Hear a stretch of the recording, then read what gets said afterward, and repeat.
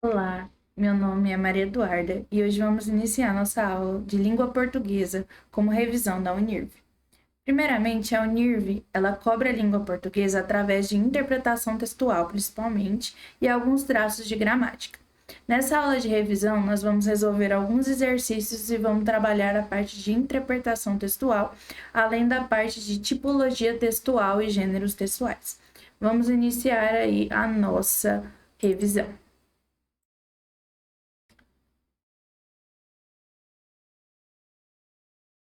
A nossa revisão vai ser iniciada pela diferença entre tipo textual e gênero textual.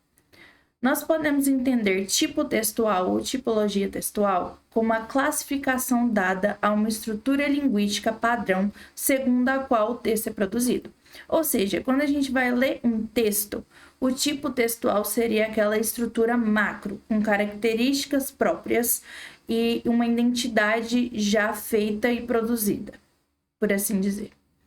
Agora, quando a gente trabalha gênero textual, nós temos uma estrutura menor. Nós temos vários gêneros textuais participando de um mesmo tipo textual. Por exemplo, os tipos textuais são dissertativo, descritivo, injuntivo, narrativo e expositivo. Nós iremos abordar mais deles logo à frente. O gênero textual seriam os contos, as crônicas, as cartas, que são estruturas menores, ou seja, elas têm uma função específica de comunicação, por assim dizer, características comuns presentes a cada um desses gêneros textuais. O texto, que tem como gênero textual, tipo textual dissertativo e argumentativo, ele é um texto que tem como característica persuadir o leitor. Por exemplo, quando nós vamos fazer a própria redação da Unirv, ela é um texto dissertativo e argumentativo, porque ele tenta, por meio de argumentos, convencer o leitor, né? Então, a gente tem que convencer o leitor de que, por exemplo, um tema X, como os índios no agronegócio, né? Prosperidade na aldeia, que foi um tema muito recorrente, né?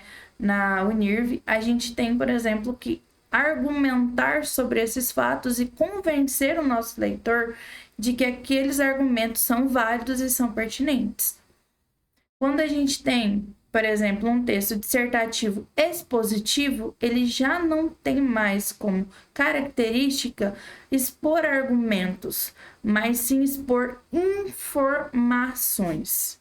Como assim expor informações? A parte de argumentação do gênero dissertativo argumentativo é expor a nossa ideia por meio de algum argumento. O que seria a palavra argumento? Argumento vem também de convencimento, por assim dizer. Agora, quando a gente entra no texto dissertativo expositivo, a gente vai ter uma exposição de ideias, certo? Como, por exemplo, os textos de reportagem. A gente tem um texto que tem principalmente de cunho informacional, certo? Aí depois nós temos o tipo textual narrativo. O tipo textual narrativo é aquele que vai ter uma relação entre personagens. Então, por exemplo, quando a gente vai ler uma história mesmo, seja, por exemplo, as Crônicas de Nárnia ou Harry Potter. Por exemplo, vamos pegar o Harry Potter. Harry Potter, ele é um gênero textual romance, que é uma narrativa longa. Nós temos ali a relação de vários personagens, o Harry com o Rony, a Hermione. E nesse ambiente de Hogwarts, né, do castelo e tudo isso, nós temos uma narrativa que conta a história desses três amigos ao longo de um espaço. O que seria esse espaço narrativo? Seria o tempo que decorre aquela narrativa, aquela história em si. Nós temos ali o que a gente chama de enredo. O enredo ali é onde a gente vai acontecer toda essa história, todo esse espaço, que seja o castelo, ou seja outros lugares. Nós temos também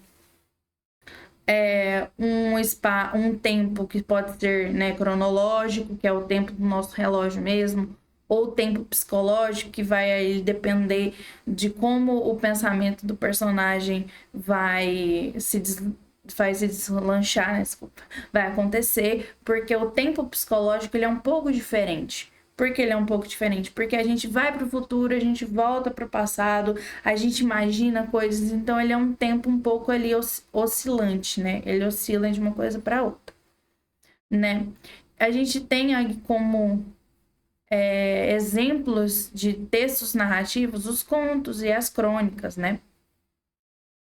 Nós temos o texto descritivo, que tem como finalidade ter uma riqueza de detalhes. Então, são textos que quando você vai ler, você tem detalhe assim para dar e vender. É uma coisa extremamente detalhada. A gente tem um objeto com muitos adjetivos, a gente tem muitas características de uma pessoa. Isso são textos descritivos, que eles têm como objetivo mesmo detalhar aquele texto. Né? Um exemplo muito claro disso são os diários, por exemplo. Os diários, as biografias, os relatos, que ele vem mesmo aí como um enriquecimento mesmo de ambiente, de pessoa, de objeto. E nós temos, por último, o tipo textual injuntivo ou instrucional. Como o próprio nome já diz, ele não vem para dar ordem, ele não vem para dar característica, ele não vem para poder descrever alguma coisa, mas ele vem mesmo para dar uma instrução. Ele tem como objetivo fornecer uma orientação ou uma ordem para o leitor. E ele vai fazer aquilo de acordo com o que está escrito lá. Você não tem nenhuma outro tipo de flexão, você não consegue flexionar, é uma ordem e ponto. A gente tem, por exemplo, as bulas de remédios, as receitas culinárias, que quando a gente vai fazer, tá lá, quebre 2 ovos, se você pôr 4 ovos, vai ficar errada a sua receita de bolo. Então, a gente precisa seguir as instruções certinhas, de acordo com o que tá pedindo. Certo? Então, deu para compreender que o tipo textual é uma estrutura macro grande em que vários gêneros textuais podem estar dentro dele. A gente pega, por exemplo, o tipo textual narrativo. A gente tem vários gêneros textuais lá dentro, como a crônica, o conto, o romance, a novela. Todos esses são tipos de gêneros textuais, tá? Nós vamos agora passar para uma questão da Unirv que caiu na prova, inclusive, agora em 2024. Então, vamos começar lendo o texto. Nós temos ali, leia o texto abaixo e responda as questões 1 e 2. Como foi dito, primeiramente, a Unirv, ela cobra principalmente interpretação textual.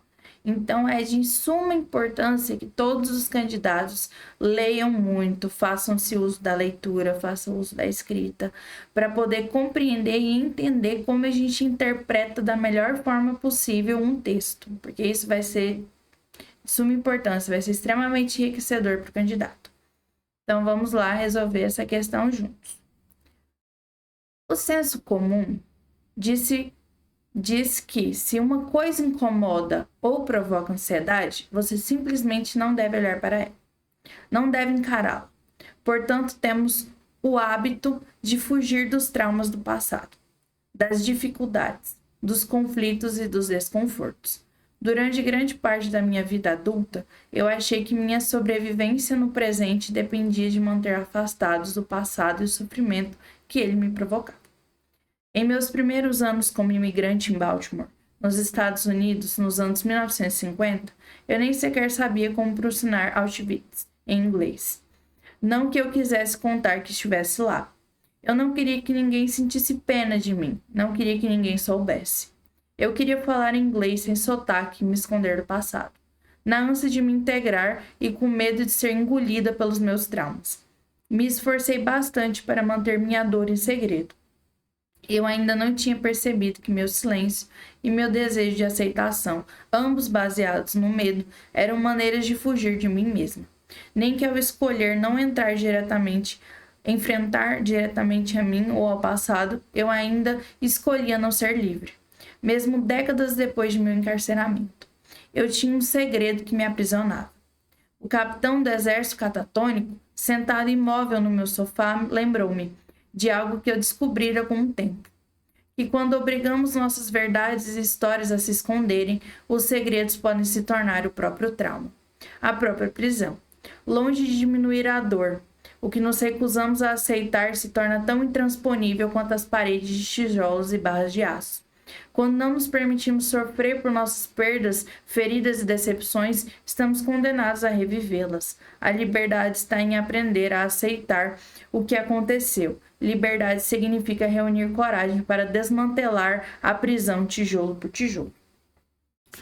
Nós vamos passar então para as questões, mas relembrando um pouco do que a gente falou no começo da aula, nós temos aí um texto narrativo, que é um trecho retirado de um livro que chama A Bailarina de Auschwitz.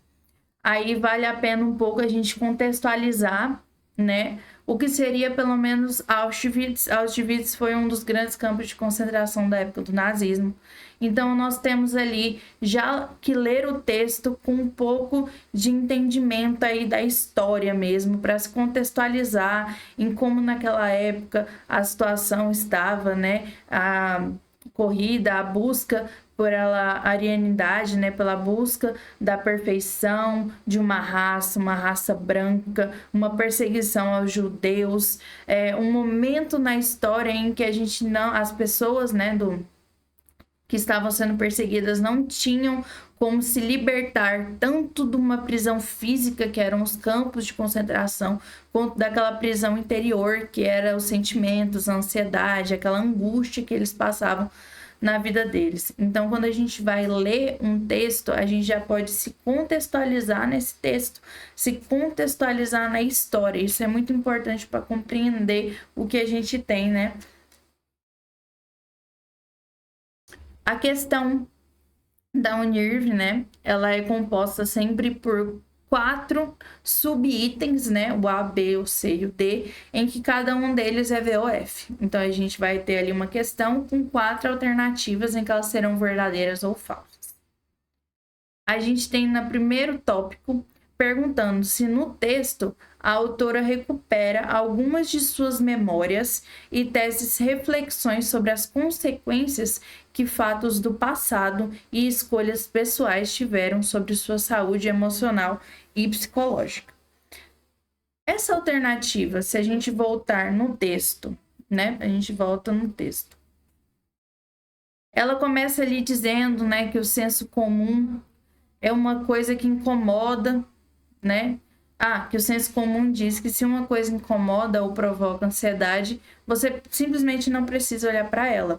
Você não deve encarar aquilo, né? Então, a gente tem o hábito de fugir dos traumas, porque se as coisas estão incomodando, a gente vira a cara. Então, ela diz, né, que durante grande parte da vida dela, adulta, ela achou que a sobrevivência no presente dela dependia de se manter afastado do passado, afastado dessas memórias, afastado dessas angústias, para poder conseguir tocar a vida dela.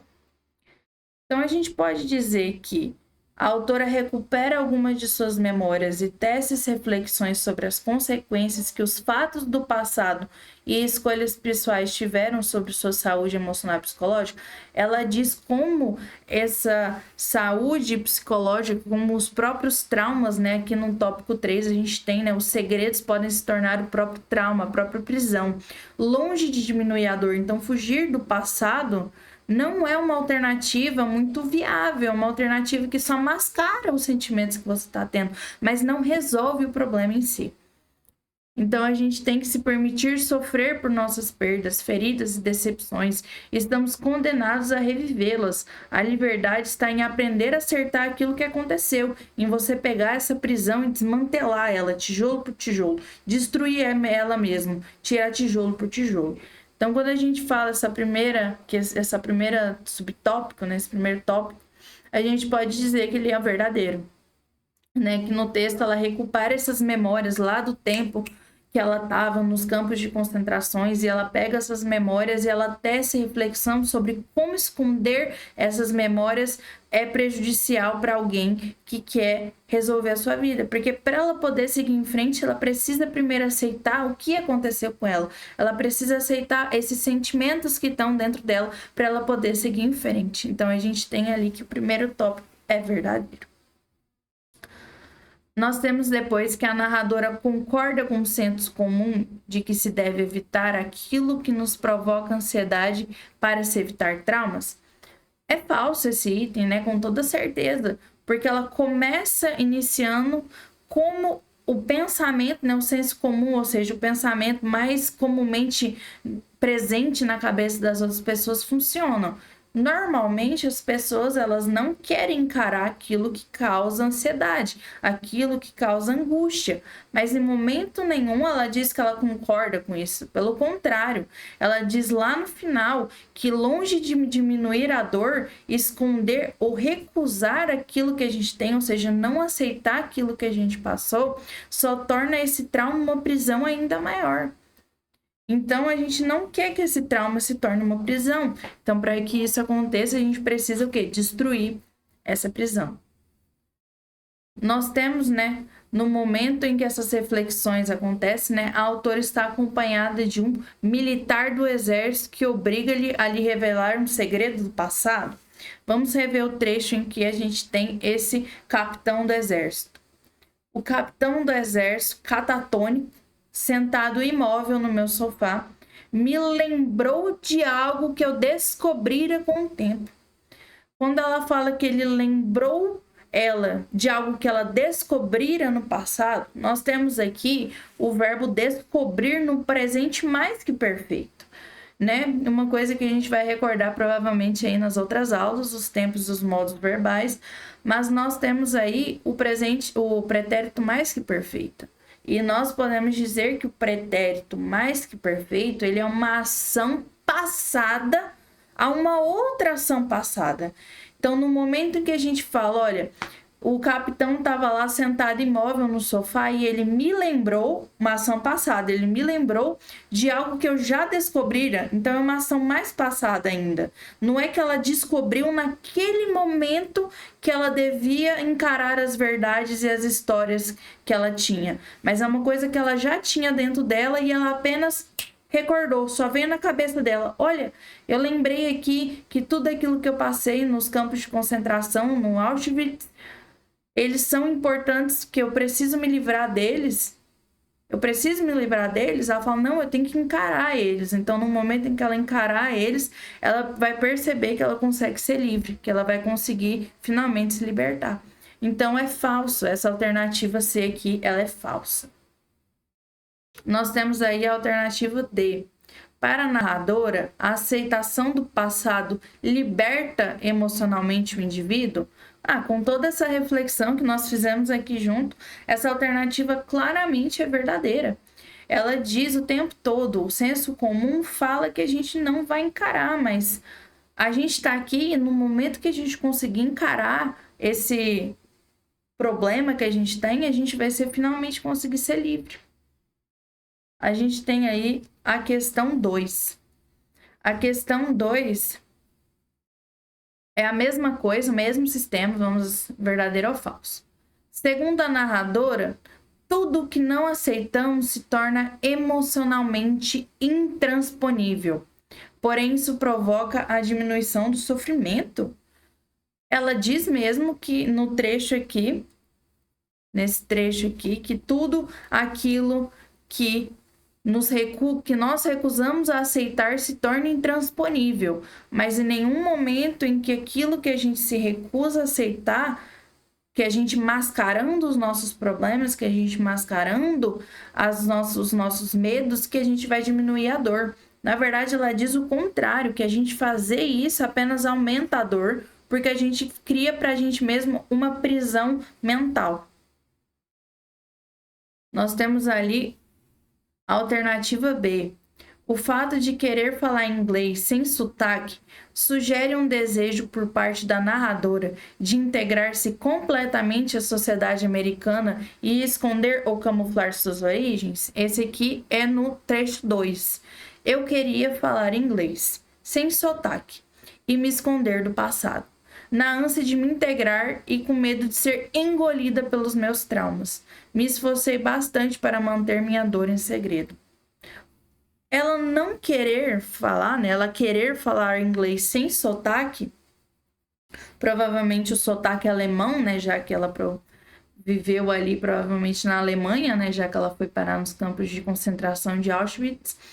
Na verdade, ela querer falar sem sotaque é literalmente para ela esconder o passado dela, fugir daquela realidade dela no passado de ter vivenciado o Auschwitz. Então, essa alternativa que a gente tem aqui, a letra B, ela também pode ser considerada uma camuflagem? Sim, é verdadeiro. Desejo por parte de integrar-se à sociedade americana e esconder ou camuflar as suas origens. É isso mesmo, a alternativa é verdadeira. Nós temos aí no C, no trecho, durante grande parte da minha vida adulta, eu achei que minha sobrevivência no presente dependia de manter afastados o passado e o sofrimento. O trecho destacado é uma oração subordinada adverbial temporal. Relembrando rapidamente algo que vai ser visto mais nas outras aulas, né, mais para frente, vai ser ali o que é uma oração subordinada, né? O que é uma oração, né? Uma oração subordinada é o momento em que a gente tem ali uma oração principal, certo? E uma oração que é subordinada a ela. Essas orações, elas são dependentes uma da outra. Primeiramente, o que é uma oração? Oração é quando a gente tem a presença de um verbo, certo? No trecho, durante grande parte da minha vida adulta, a gente já pode ver isso como uma oração? Não. A gente, então, não tem a presença de uma oração, nem uma oração principal, nem uma oração subordinada. A gente tem meramente um advérbio de tempo, mas não é uma oração subordinada adverbial temporal. Essa alternativa está errada, ela é falsa. Nós temos ali apenas um advérbio. E na alternativa D, nós temos a narradora silenciou-se sobre sua dor e seu trauma, o que a levou ao presenciamento de si mesma dentro do sofrimento. Nós temos uma alternativa verdadeira, porque ela está falando o tempo todo que ela se prender ali dentro dela manter esses sentimentos aprisionados dentro dela, fez ela sofrer ainda mais. Então, ela silenciou a dor dela, ela apagou essas dores e isso fez com que ela ficasse ainda mais em sofrimento. Então, vamos colocar aqui as respostas para quem quiser estudar. Nós temos, primeiramente, aqui na questão 2, F é falsa. Nós temos depois verdadeira. Nós temos depois falsa. Nós temos depois verdadeira. Nós temos na questão 1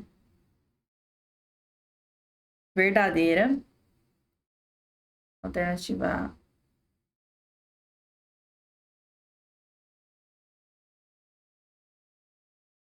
Nós temos a segunda falsa. Nós temos que a terceira é falsa. E nós temos que a quarta é verdadeira. Nós estamos agora, nesse momento, encerrando a nossa aula. Mas nós temos muito mais aulas no nosso curso. Nós temos um curso repleto de módulos com todas as matérias que você, candidato, precisa para poder passar na Unirv. Nós temos uma coleção de apostilas, de exercícios para vocês. Se vocês quiserem comprar o curso, ou só as apostilas, ou os dois, que seria mais completo ainda, nós temos um número aí ao lado com a Meire, que vai chamar para vocês e tá pronta para atender todos vocês. Então, vem pro nosso curso, vem!